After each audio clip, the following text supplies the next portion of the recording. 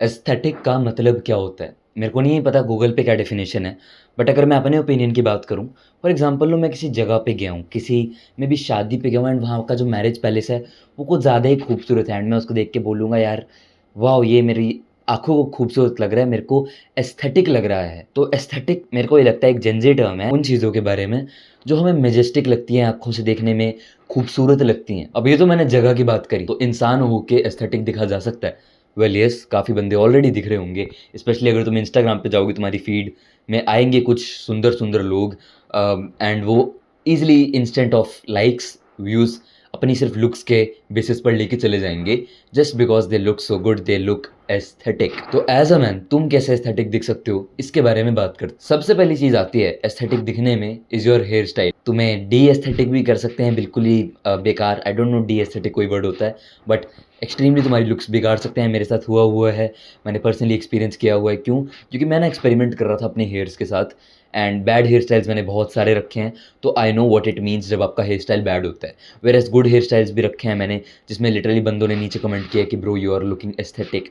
तो हेयर्स एक बड़ा इंपॉर्टेंट रोल प्ले करता है तुम्हारी लुक्स में। तो हेयर स्टाइल ढूँढो, कैसे ढूँढोगे यार?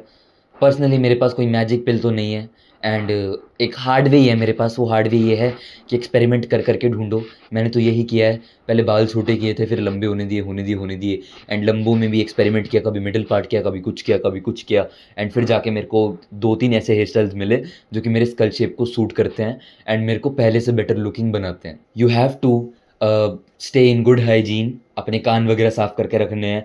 आईब्रोज़ के बीच में बशेज़ आ रही हैं, उसे उड़ा के रखो, वो एस्थेटिक को मारता है। एंड लिप्स का ध्यान रखना है अच्छी तरीके से, लिप्स अगर ड्राई हो रहे हैं, वो भी आपकी एस्थेटिक को मारता है, ठीक है?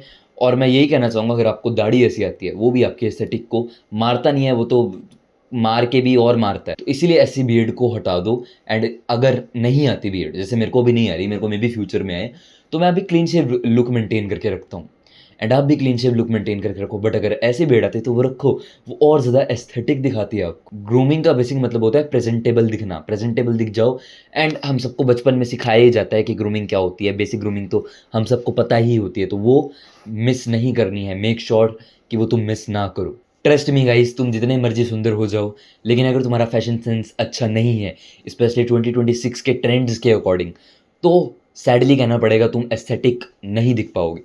फैशन सेंस को इम्प्रूव करना है, मोस्ट ऑफ अस 90% फेशियली ठीक-ठाक ही दिख पाएँगे even after looks maxing.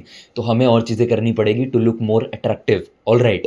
And इसमें फैशन सेंस अगर आपका बेकार है आजकल के टाइम पे, आपकी ऐसी-तैसी हो जाएगी एस्थेटिक्स की, आप बिल्कुल भी एस्थेटिक नहीं लगने वाले हो।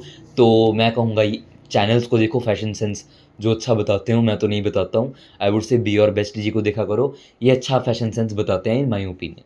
ऑलराइट एंड जो भी आजकल ट्रेंड्स चल रहे हैं उन ट्रेंड्स के अकॉर्डिंग रहो। ट्रेंड्स के अकॉर्डिंग मेरा क्या मतलब, जैसे आजकल ऐसे बाल नहीं चलते हैं, थोड़े वॉल्यूम वाले बाल चलते हैं, तो मेक श्योर आप वॉल्यूम वाले बाल चलो।